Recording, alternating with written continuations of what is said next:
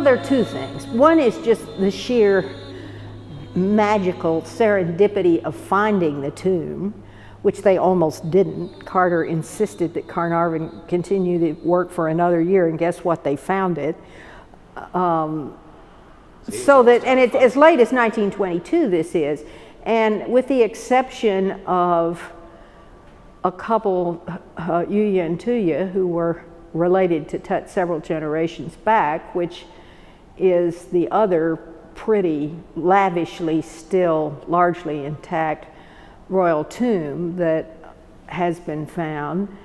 Obviously, part of the magic was to discover an essentially unspoiled tomb with the kind of material fit for a king, if not perhaps a very great king, since he died at 19, but nonetheless a pharaoh. And so the material is of the highest quality and striking. And there it is, you know. I mean, Carter looks at the tomb and sees all this wonderful gold stuff and says, wow.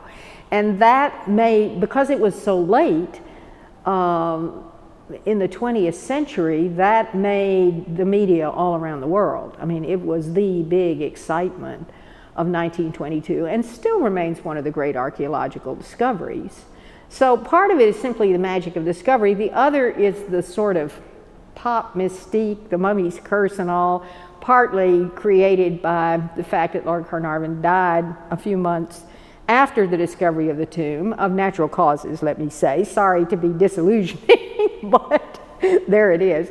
But of course, this was immediately translated into the mummy's curse, and people like ideas like that, and it was taken up in popular fiction and so on. And it still, as you know from TV and movies, is hanging on. It always amuses me, since I am attached to Shakespeare, and indeed in a very early period in my career taught Shakespeare theater history. But that's what Shakespeare's own memorial in the church at Stratford-on-Avon says: "Cursed be those who move these bones." So it is a kind of basic human drive, you know.